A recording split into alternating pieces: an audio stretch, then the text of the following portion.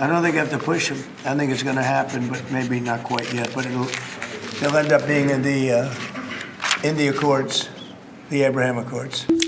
ومن أهم الملفات التي تشغل القيادات في دول المغرب والجزائر وتونس وموريتانيا وليبيا هي قضية التطبيع مع إسرائيل التي يلح عليها ترامب. الرئيس الجزائري عبد المجيد تبون برسالة تهنئة إلى دونالد ترامب بمناسبة انتخابه، مؤكدا حرصه على تعزيز التشاور والتنسيق في القضايا المشتركة.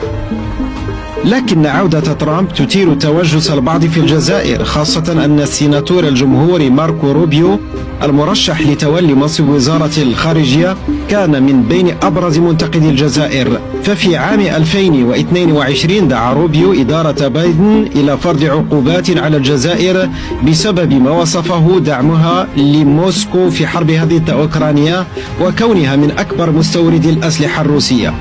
رئيس الجمهورية سيد عبد المجيد تبون بحوار لجريدة لوبينيون الفرنسية رئيس الجمهورية أن الجزائر ستكون على استعداد لتطبيع علاقاتها مع إسرائيل. أول مرة في حياتي نسمع في القناة الوطنية الجزائرية يقولوا كلمة إسرائيل، أول مرة.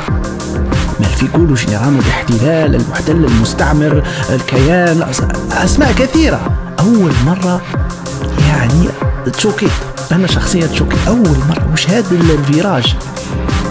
وقال لك باللي في التصريح باللي سي عبد المجيد تبون على استعداد، باللي الجزائر راهي على استعداد لتطبيع. الجزائر ستكون على استعداد لتطبيع علاقاتها مع إسرائيل. والله ما فهمت، وكل ما شفتش يعني الخبر في نشرة الثامنة والله كنت نكذب جريدة لوبوان ولا مجلة لوبوان، كنت نقول لا هم حرفوا كلام تبون باسكو نعرفوا تبون كما الخطابات تاعو ديما كيف يحكي على فلسطين.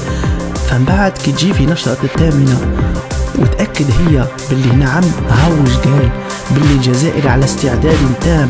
وقسما بالله العلي اللي نحكموا ما نطالب مهما كان، يندم على النهار اللي زاد فيه. إذا كان 30 سنة ما تكفيش نفوت الإعدام، كاش مشكل.